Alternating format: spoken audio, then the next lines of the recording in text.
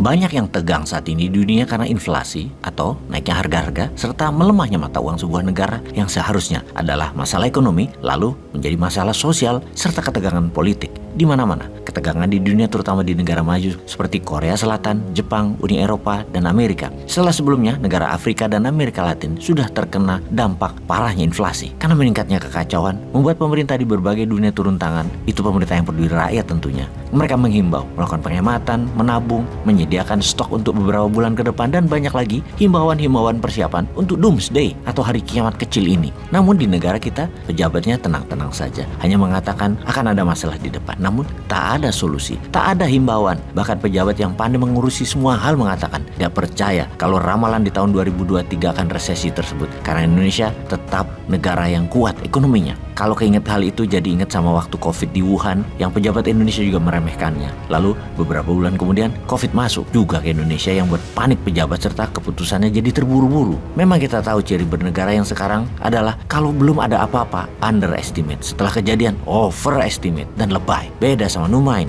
Numain mah tenang karena semua sudah dipersiapkan, terbaca dan ada solusinya. Kembali ke pejabat yang serba bisa dan selalu ada di mana-mana. Dulu pernah juga mengatakan tidak akan perang militer ke depannya. Rasanya kena tulah juga tuh kata-kata. Sekarang Ukraina dan sebagian dunia perang militer terjadi dan akan meningkat ketegangan militer di tahun depannya. Masih gak percaya juga dia. Duh ampun dah kalau urusan begituan. Sekedar mengingatkan bahwa sebulan sebelum perang Ukraina, di mana Rusia menyerbu Ukraina, Bosman di videonya sudah mengatakan bahwa Rusia pasti masuk menyerang Ukraina. Bahkan tim video narasi Bosman ada bukti screenshot yang mengatakan cepetan naikin terus beritanya, ntar keburu diserang tuh Ukraina oleh Rusia. Dan benar, terus kita beritakan dan masuk Rusia ke Ukraina. Perang deh, sama dengan Taiwan. Hanya Bosman yang mengatakan pasti Tiongkok ambil Taiwan. Pasti, baik secara militer maupun secara non-militer. Intinya Taiwan yang belum menyatakan dirinya merdeka dan belum menjadi negara utuh, di mana Tiongkok masih menganggap Taiwan adalah provinsi. Pasti Taiwan sebentar lagi akan didonbaskan. Strategi Rusia melakukan referendum atas 4 wilayah timur Ukraina akan dilakukan oleh Tiongkok agar masalah Taiwan adalah masalah dalam negeri Tiongkok. Kapan dimulainya? Biden,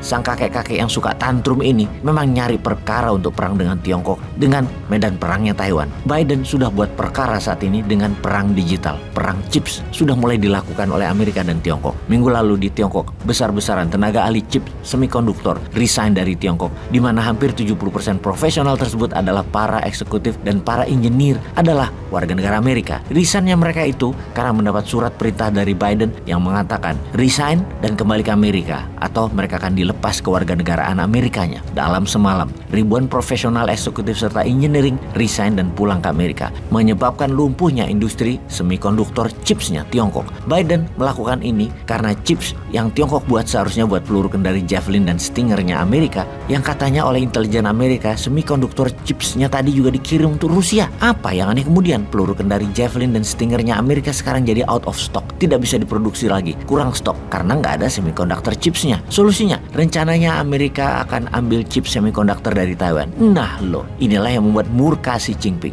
Di hari dirinya akan dinobatkan the greatest pemimpin Tiongkok, di mana dalam sidang 5 tahunan Partai Komunis Tiongkok, dirinya akan diangkat jadi presiden ketiga kalinya hingga tidak ada batas tahun menjabatnya. Tiongkok bersamaan ditantang Amerika. Xi Jinping dengan gaya provokasinya memberikan pesan jelas kepada dua negara dan kepada dunia. Pertama adalah masalah perbatasan India dengan Tiongkok di Lembah Galwan. Komandan perbatasan Tiongkok di Galwan hadir khusus di acara bersama 2000 delegasi Partai Komunis. Dalam acara puncak partai tersebut, Xi Jinping beberapa kali mengucapkan sebagai komandan lapangan di Lembah Galwan, dia adalah pahlawan perang. Untuk itu diperintahkan oleh Xi Jinping untuk lebih agresif dengan India dalam pidato resminya kemarin. Dan ini sangar. Hubungan pertikaian perbatasan Lembah Galwan tersebut dihidupkan kembali oleh Xi Jinping. Perang kecil yang membuat lebih dari 20 tentara India dan 4 tentara Tiongkok meninggal dipanasi lagi oleh Xi Jinping. Komandan lapangan PLA atau Field Commander tentara Tiongkok tersebut, Si Pa Bao, diagung-agungkan sebagai pahlawan karena luka tembak mempertahankan Lembah Galwan yang membakar kemarahan banyak warga Tiongkok. Hal itu terus dipropagandakan. Si Pa Bao selain hadir sebagai delegasi di acara penobatan Xi Jinping jadi presiden Tiongkok ketiga kalinya, juga dia ditokohkan dengan membawa obor Olimpiade musim dingin Februari tahun lalu sebelum perang Ukraina, bagian dari media propaganda Tiongkok akan hak Tiongkok di Lembah Galwan. Tiongkok saat ini memang lagi ngejago nantang India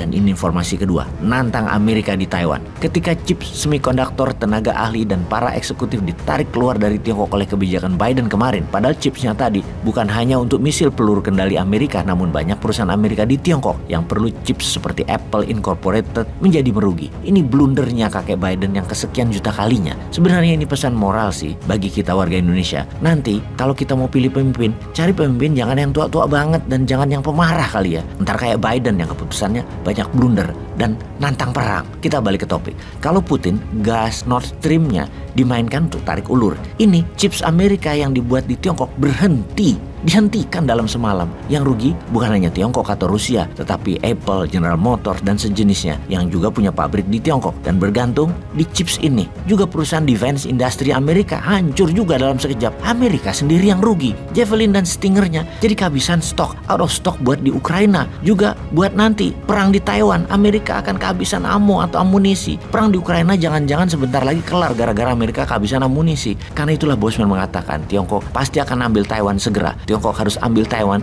di mana Taiwan sebagai penghasil 70% chips semikonduktor dunia wajib diambil oleh Tiongkok sebagai balasan apa yang Amerika kerjakan terhadap Tiongkok.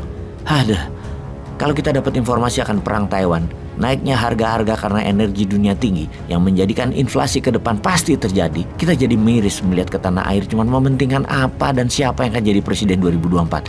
Bahkan pejabat yang lama jadi kemecer liurnya, ngacai, ingin 3 kali kayak Tiongkok. Terutama pejabat-pejabat di sekelilingnya yang pengen. Sisanya oposisi ya sama juga, tetap fokus politik dan jualan diri sendiri. Woi, kapan lu pada inget rakyat sih?